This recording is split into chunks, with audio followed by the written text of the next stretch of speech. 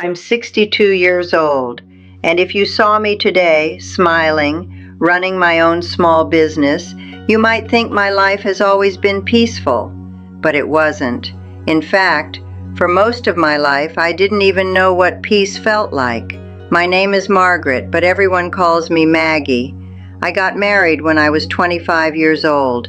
Back then, I believed in love the way most young women do, completely, blindly, and with my whole heart. My husband, Daniel, was charming at first.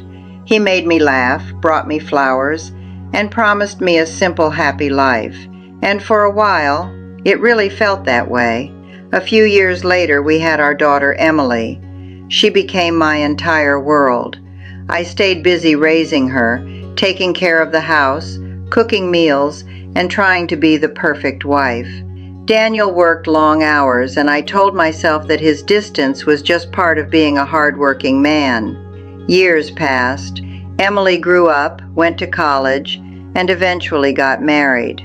That day, when I watched her walk down the aisle, I felt both proud and empty, because after her wedding, it was just me and Daniel in that quiet house. And that's when everything began to change. At first it was small. Daniel started drinking more than usual. "Just stress," he would say. I believed him, but slowly, the man I once knew started disappearing. He became angry, cold, distant, and sometimes cruel. I remember the first time he shouted at me over nothing. I stood there, confused, holding a plate in my hand, wondering what I had done wrong. But the truth was, it wasn't about me. The drinking got worse, and one night, he hit me. It was quick, unexpected, and honestly, I didn't even react at first. I just stood there, frozen, because I never imagined that after decades of marriage, this is where we would end up. The next morning, he apologized. He said it would never happen again, and I believed him, because that's what women like me do. We believe, we forgive, we stay. But it didn't stop. It became a pattern. Drink, anger, violence, apology, over and over again. And each time, I lost a small piece of myself. I stopped looking in the mirror. I stopped talking to friends. I stopped feeling like a person. I became someone who simply existed. For years, I told myself, it's too late to leave. I'm too old to start over. This is just how life is now. But deep inside, there was a quiet voice, a voice that refused to die. One night, everything changed. He came home drunk, more aggressive than ever. And when he raised his hand again, I didn't freeze this time. I stepped back, and for the first time in my life, I said no. That one word changed everything. The next morning, I packed a small bag. My hands were shaking, my heart was racing, but I walked out of that house. After nearly 40 years of marriage, I walked away. The divorce wasn't easy. It was painful, messy, emotional, but I fought for my share, not because I wanted revenge, but because I knew I needed something to survive. When it was over, I found myself alone in a small apartment. No husband, no daughter living with me, no routine, just silence. And let me tell you something, loneliness is loud. It echoes in your mind. It sits with you at night. It reminds you of everything you lost. There were days I cried for hours, days I questioned my decision, days I wondered if I had made a mistake. But then, something unexpected happened. One afternoon I found an old box while unpacking. Inside it were my old painting supplies, brushes, colors, canvases.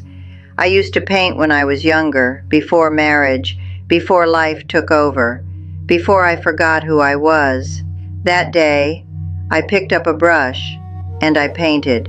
Not for money, not for anyone else, just for me. At first, my hands felt rusty, but slowly, something inside me started to heal. Each stroke, each color, each canvas, it felt like I was putting myself back together. Painting became my escape, my therapy, my voice. Weeks turned into months, and one day, my daughter Emily visited me. She saw my paintings. She was quiet for a long moment. Then she said, "Mom, these are beautiful. You should sell them." I laughed. "Who would buy these?" I said. But she didn't laugh. She helped me take pictures. She created an online page for me. And just like that, my small journey began. At first, nothing happened. No sales, no messages, just silence. But this time, I didn't give up, because I wasn't doing it for success. I was doing it for myself. Then one day, I got my first order. I remember staring at the screen, reading the message again and again. Someone, somewhere, wanted something I created. I cried, not because of the money, but because, for the first time in years, I felt seen. From there, things slowly started to grow. One painting turned into 5, 5 turned into 20.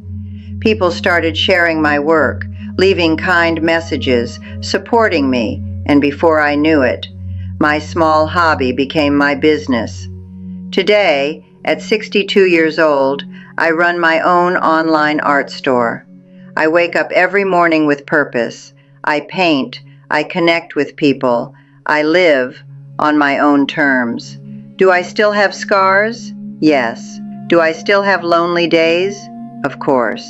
But I also have something I never had before: freedom, self-respect, and peace. If you're listening to my story right now, and you feel stuck, trapped, or afraid to start over, I want you to hear this carefully. It is not too late. Not at 40, not at 50, not even at 60. Life doesn't end when things fall apart. Sometimes, that's exactly when it begins. You are not too old, you are not too broken, and you are definitely not alone. Because if a 62-year-old woman who spent decades in silence can walk away, can rebuild herself, and can create a new life from nothing, then so can you.